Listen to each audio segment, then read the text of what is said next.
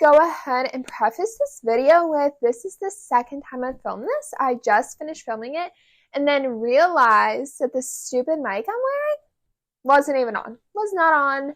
I'm still getting used to it. I am not used to it. It is actually like really annoying. It's just like another thing to remember that I just can't seem to remember. So here we go again. I thought I would go ahead and film a book haul for you guys. I bought way too many books in December, but I didn't get them until January. And I thought it would be fun to tell you about some of the books I'm excited to get to, hopefully this year, but you never know.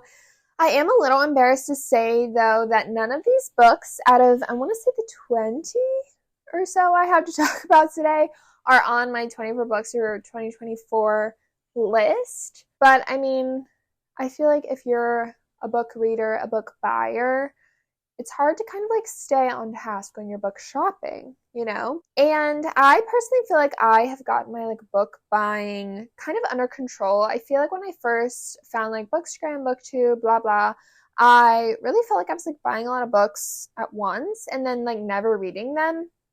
Whereas I feel like nowadays I usually buy like fewer amounts of books, or I get them from the library, the Kindle. I feel like it's rare that I do just like this huge, massive like book haul. So I kind of missed it a little. And since I bought them around the holidays, a lot of them are on sale. So it felt a little bit more okay to purchase them. So the first book I have to tell you about today is called Elvis and Me by Priscilla Presley. So this is a nonfiction memoir about, or written by, Priscilla, Elvis's ex-wife. I picked this up because I watched the movie Priscilla over Christmas break and loved it. I did not realize that her life story was so insane. I had no idea that her parents let her go live with him when she was literally so underage, like extremely underage, still in high school, all because Elvis was like in the army and so was her dad or something. So like he felt like he could trust him.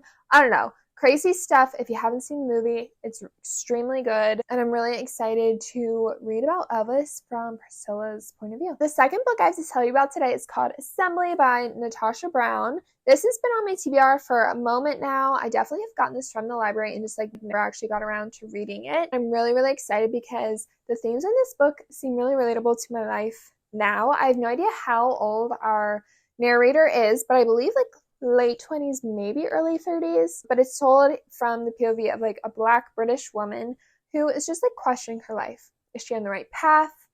Should she keep going the direction she's going, or should she kind of like stop and start fresh? Because I feel like a lot of people's like early 20s are spent kind of like with the like stopping and starting and like kind of like, I don't want to say going through phases, but like learning who you are. And obviously I hope you do that like for the rest of your life. But I feel like it seems a little more normal to, you know, get in and out of relationships in your early 20s, start and stop like school, different careers. But I feel like the older you get, the more people want to feel a bit more stable and kind of like they're on some sort of right track that they can just keep building up from. And she's really struggling with like, is she on it or should she start over? So yeah, sounds really good. The next book I'm going to tell you about today is called The Guide by Peter Heller. This is a thriller. I think it's the only thriller in this pile. I used to be a big thriller girl. Kind of just grew out of it. I just read so many like all at once. But this one sounds a little different. So our main character is going through some like grief and like crazy shit in his like personal life.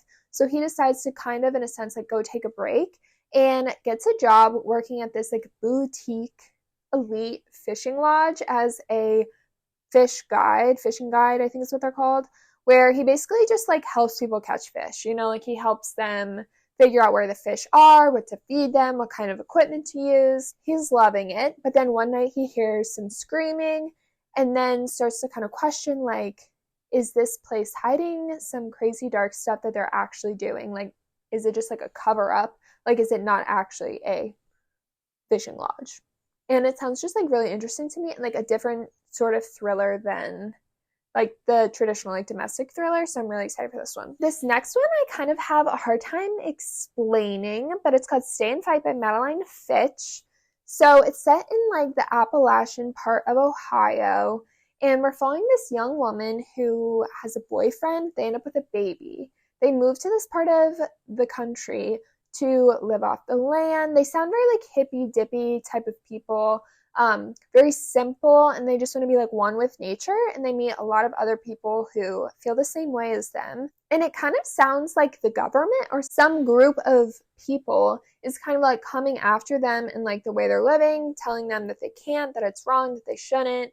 And it's them kind of like discovering the love they have for each other and like how strong it is and how they can kind of use it to fight for the life that they all want. So this one I was really drawn to because of the found family kind of aspect of this book. It just sounds really heartwarming and special and great. This next book I have to tell you about today is also a family story. It's called Immediate Family by Ashley Nelson Levy. So this is following a brother and a sister, but I believe the brother was adopted from somewhere. And him and his sister are best friends. So for his wedding, he wants her to give a toast at their wedding. But like a week or so before the wedding, they get into like a little tiff. And so now she's kind of like struggling on like how to tell their story, their relationship, the love she has for him and their family. It just sounds like really, really heartwarming, sad, special. I love a family story, so sounds really good. And I haven't heard anyone talk about it, so really excited for that one. The next one I have to talk about today is also a family story. It's called Fight Night by Miriam Taves. I feel like I have read another book by her, but I'm pretty sure I've been saying her last name wrong this whole time. But this one also sounds very, very heartwarming, special. So our main character is like a little 9 or 10-year-old girl who's living with her pregnant mom and then her grandparents because her mom is taking care of her parents. And the grandma decides to take on this special role as kind of like teaching the little girl some things. And then they kind of like make a deal where the grandma tells the little girl that she should write a letter to her absent father. And then the little girl makes her grandma promise to write a letter to her unborn sibling that her mom is carrying right now. It just sounds like super, super special. I had really special relationships with all of my grandparents growing up. So it just sounds like really, really sweet and special. And I'm really excited to get to this one. This next one I'm going to talk about is called Utopia by Heidi Sopinka. I am not the most sure about how to explain this one because the synopsis made it sound like super, super wacky, but all I'm like remembering from it is that it seems like dark and strange. It's set in 1970s California. We're in the art scene. There is a couple, they have a baby, and then the woman dies really, really shortly after. And then our main character ends up basically taking the place of the woman who died. And I think it's just her kind of like figuring out how she could so easily take the place of a dead woman. I think it's just like her helping the father of the baby, her boyfriend, with the grief that he's feeling. The synopsis made it sound like it's definitely more about the like dead wife and how this strange lady can kind of just like come in and like take over in her life, basically, how she could just like so easily just like right into that woman's life. This next one I'm going to talk about seems super, super fun to me. I feel like the title sounded really, really familiar when I was shopping for books, but I couldn't put any sort of like synopsis to it until I finally like read about what it was, but it still didn't sound like familiar to me. I just knew that I recognized the title. But it's called The Atmospherians by Alex McElroy. It sounds super, super fun, very internet heavy. We're following two best friends as they basically start, I want to say like an online cult to reform broken, crazy men. Whatever that means. I don't know, it just sounds super, super fun and like interesting, different, and I really, really like the cover. So the next book I have to tell you about today is called How Not to Drown in a Glass of Water by Andy Cruz. We're following our main character, Kara, as she loses her job during a recession. She ends up getting matched up with a job coach, job counselor of some kind to basically help her like sell herself in the work field, get a new job. They end up meeting quite a few times, and basically at all of these meetings, it sounds like she's just like sharing her life story with this counselor. I've heard really good things about it, seen a lot on the internet, so I'm really excited to get to this one too. This next one, I actually haven't heard anyone on the internet talk about it, I don't believe, but I am very excited to get to it. It sounds really, really dark, sad, it's family story. It's giving Lovely Bones or My Lovely Bones. I don't know if any of you have read it or seen the movie about a sister relationship. So it's called A Crooked Tree by Una Mannion. We are following a family. Specifically, all I know right now is a mother, 2 daughters. Libby is the oldest daughter. I don't know the second daughter's name, but I believe our main character is the oldest daughter, Libby.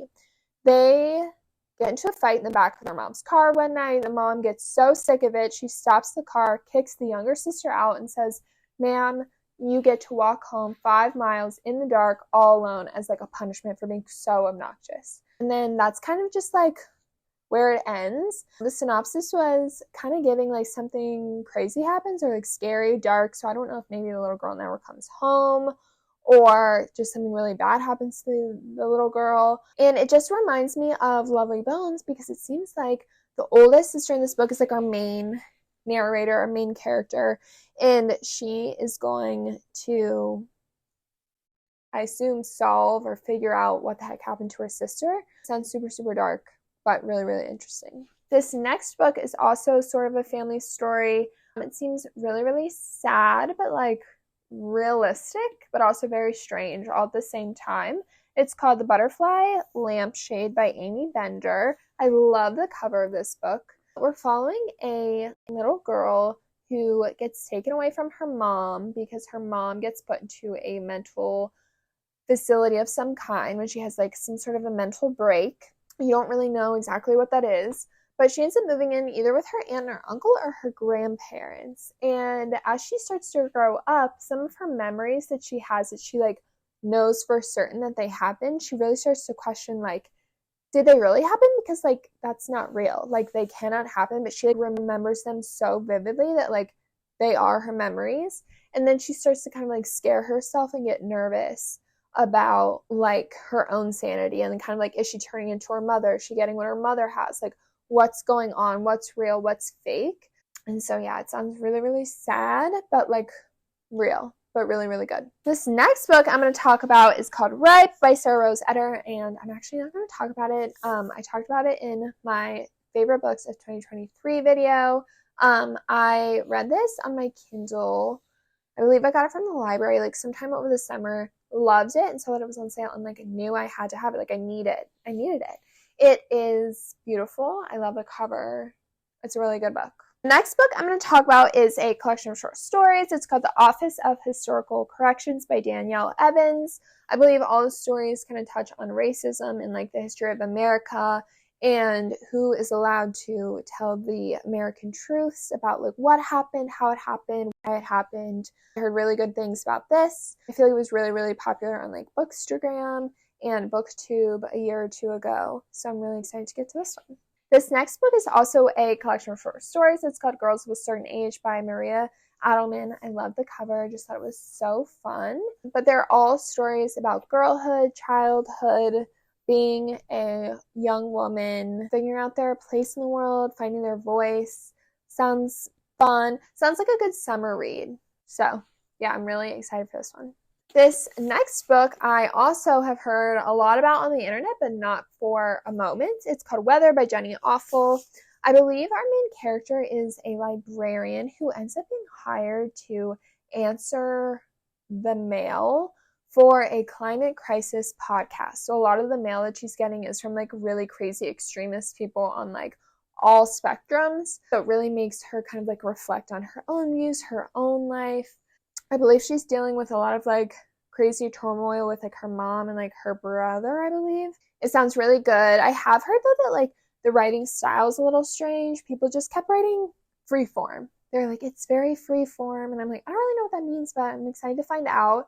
So yeah, I'm really excited to get to this one. So the next book I'm going to talk about is called Agatha of Little Neon by Claire Luchette. Again, I feel like I heard so much about this book a year or 2 ago and then kind of just like dropped off. Our main character is named Agatha. She's a nun. She's lived a very peaceful, happy, slow, simple life with her sisters for like 9 or 10 years now until the parish goes broke. They run out of all their money, so the sisters are being relocated.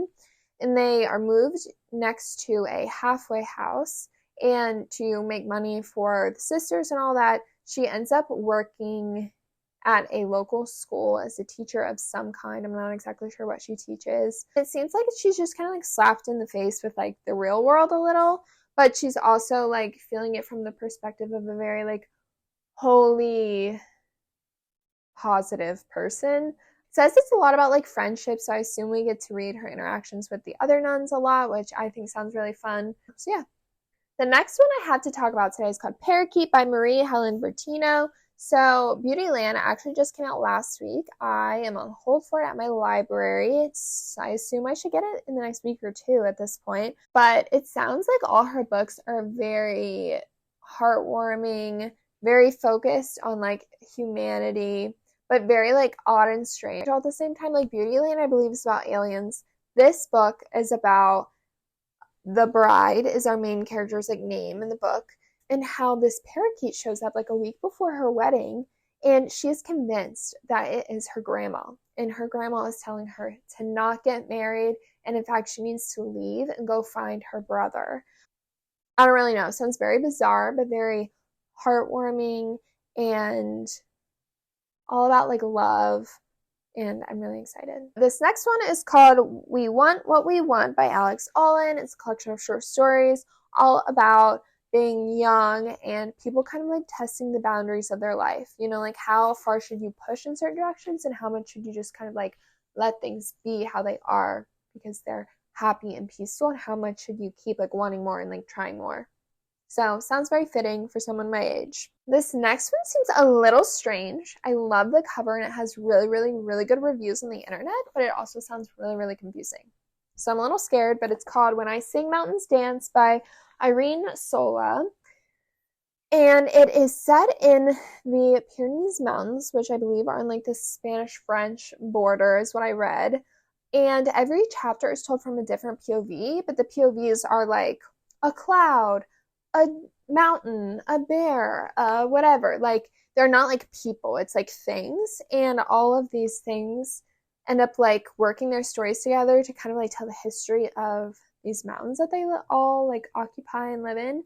So it sounds very like nature heavy, but like in a really, really good lyrical special way, and I'm really excited for it. The last one I'm going to tell you about today is called Brown Girls by Daphne Palasi Andreades. That is definitely not how you say her last name, but this one sounds really, really good, following a group of young girls who are all from immigrant families, but now all the families live in Queens, New York, all about their friendship, girlhood, their relationships with their moms and their family members. Sounds really interesting and kind of like fits the theme, I feel like, of a lot of these other stories that I told you about today. So I'm really excited for that one as well. So those are all the books I have to tell you about today. I hope you got some recommendations or just some books to add to your TBR from this list. I will definitely update you guys all as I read them. I also am planning on hopefully doing this like on a monthly basis possibly, or maybe even like seasonal. I just think it would be a really fun way to keep updating you on like books on my radar, books that I'm interested in, books I want to read eventually, and they're just like fun to make, and obviously it's fun to talk about your new books that you haven't read yet. So yeah, thank you all so much for watching, and I'll see you in the next one. Bye guys.